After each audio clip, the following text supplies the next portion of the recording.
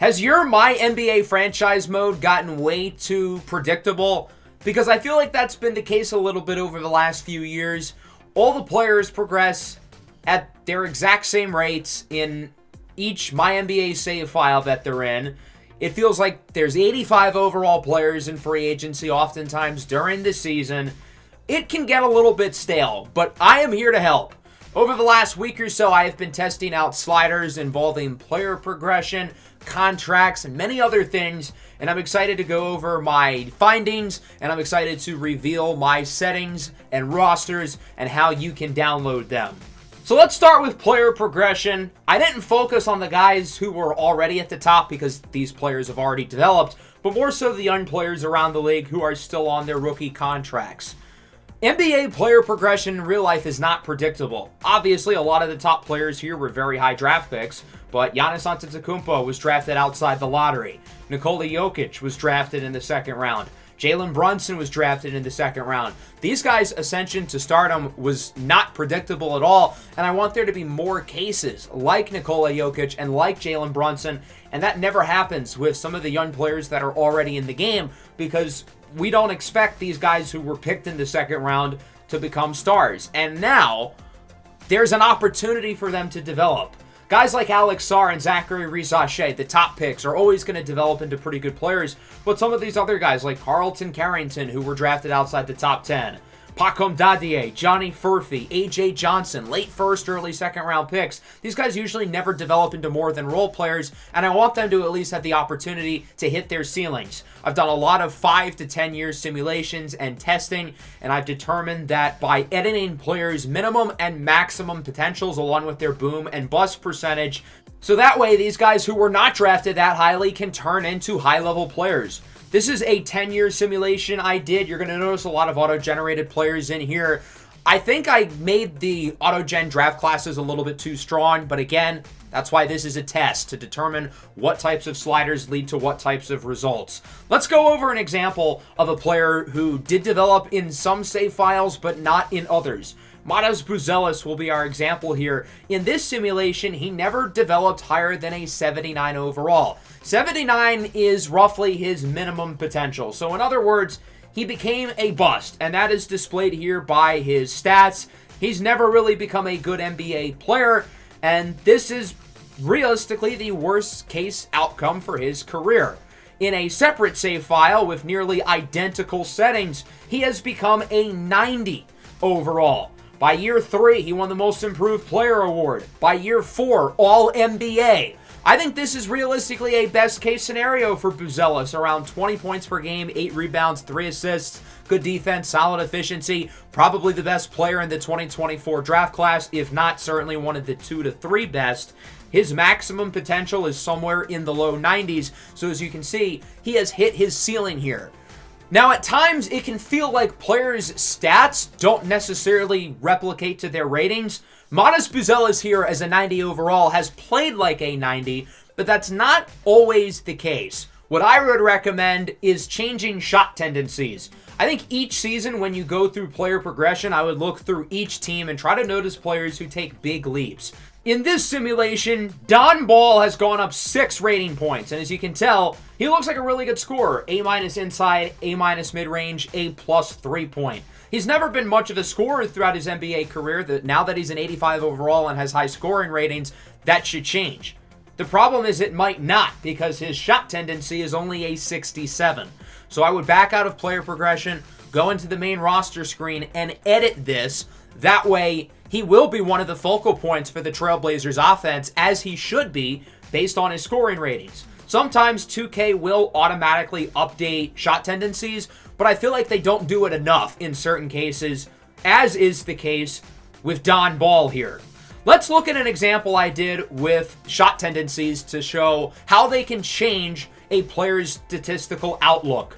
The example we will use here is Bub Carrington on the Washington Wizards, and in this simulation, he has developed really nicely. He's an 89 overall at just 24 years old. He has turned into an all-star level player, and as we look at his stats through the first few seasons of his career, you're going to notice that he's gotten better each season. There was one season in particular where he took a major leap in his ratings, and he went up by 5. Can you guess the season? you're probably thinking in between his third and his fourth season where he went up almost 7 points per game. But that's not the case. It was actually between his second and third season. And as you can tell, his efficiency is drastically better from year 2 to year 3. But his points per game average barely goes up because his volume remained unchanged. After that third season, I changed his shot tendency, and he went up from 11.7 points all the way to 18.2. Changing a player's shot tendency will drastically change the volume that they score the ball. And for a guy like Carlton Carrington, who's developed into the high 80s and has really good scoring attributes, he should be shooting the ball a lot, as he did in the last 2 seasons when his shot tendency was actually high. Let's talk about sliders now and settings. These are downloadable, and I'll show how to download them shortly. But this is what they all look like. Draft class quality, I have at 61. For a lot of the tests I did, I had them in the 70s, and even as high as 80. I was easily able to discover that 80 is probably too high. I think 60 is right around the sweet spot. Of course, for my Warrior series, I'll be using my own custom classes, but for those who use the AutoGen classes, that's what I would look at. CPU re-signing aggressiveness went up a lot. I think they need to look to re-sign guys more. Too often, I feel like superstars that are in good situations tend to leave their teams in free agency, which shouldn't really be the case. Morale and chemistry effects have gone up. I feel like that should matter more. And then injury frequency I've knocked up as well. I feel like there should be more small nagging injuries, not necessarily long-term ones, and I'm not upping the effects of injuries. I'm actually considering moving those down, but I feel like there should be more smaller ones.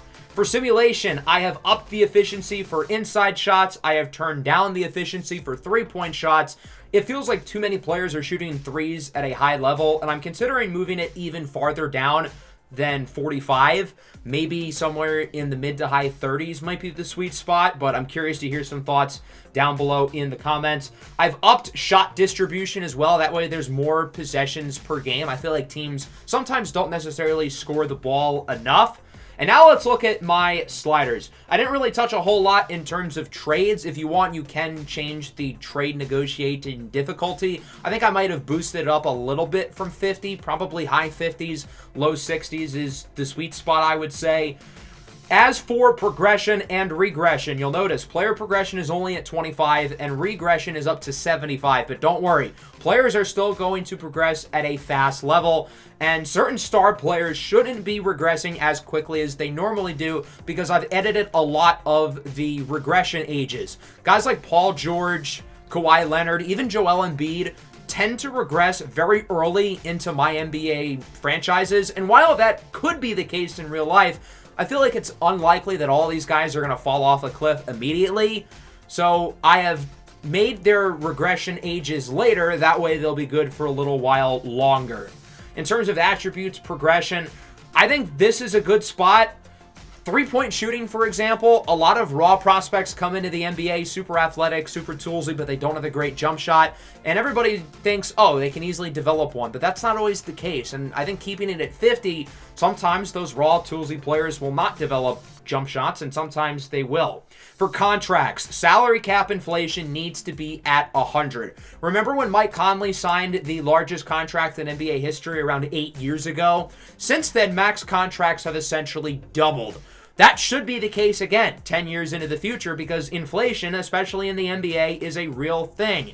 But I feel like too often, young players who are unproven and not that good ask for too much money over proven, higher-rated guys. So by changing some of these sliders down here, that way good players will be making a lot of money and unproven, lower-rated players will not be asking for ridiculous contracts. For those of you who would like to download my roster and my settings, this is how you do it. When you go into MyNBA, if you want to download my settings specifically, go to 2K, Share, Setups, and Scenarios. From there, you'll go to Share Setups, create a new save file, and then type in my PSN. The settings are called Best MyNBA Sliders. I'm pretty sure this should work for all consoles. There's a chance it doesn't. That's why I showed all of my settings throughout the video. So if it doesn't work for you and you'd still like to copy all of my settings, I would go back earlier into the video and just copies those down. It might take a few minutes, but it's better than nothing. But hopefully you're able to download it. From there, don't go to team select yet. That way you can switch your settings. Make sure custom roster, salary cap, simple settings, and advanced settings are turned on. They should be turned on anyway. And from there, pick all of the settings as you wish. Once you go in, this is where you can download the roster, with it, of course, being under the same PSN. I think the only players I edited within the roster are either guys on their rookie contracts or draft busts who still have way too high of a ceiling, but I mostly edited young players. I made a lot of the rookies a little bit higher in terms of overall rating. That way they can actually play a role for their teams early on. The roster to download, as you can see, is called Best MyNBA Roster. Along with the ratings that I edited for some of the young players, I also edited, obviously, their minimum and maximum potentials, along with their boom and bust percentages, with the idea that the gap between their minimum and maximum is wider. That way, all of these young players have a large range of outcomes to where they can all theoretically become busts, but they all have a somewhat high ceiling that they can potentially tap into. There shouldn't be too many players that hit their ceilings, though, because obviously it's hard to progress in the NBA, and realistically only so many guys are going to become good players within each draft class. So I hope you guys enjoyed, and I hope you guys take advantage of this new and improved way to play MyNBA realistically and more immersively than ever in the past. Make sure to leave a like and subscribe to the channel if you are new. I would really appreciate it for all the hard work I've put in over the last few days. And if you want to stay tuned for more NBA 2K25 MyNBA content, peace out.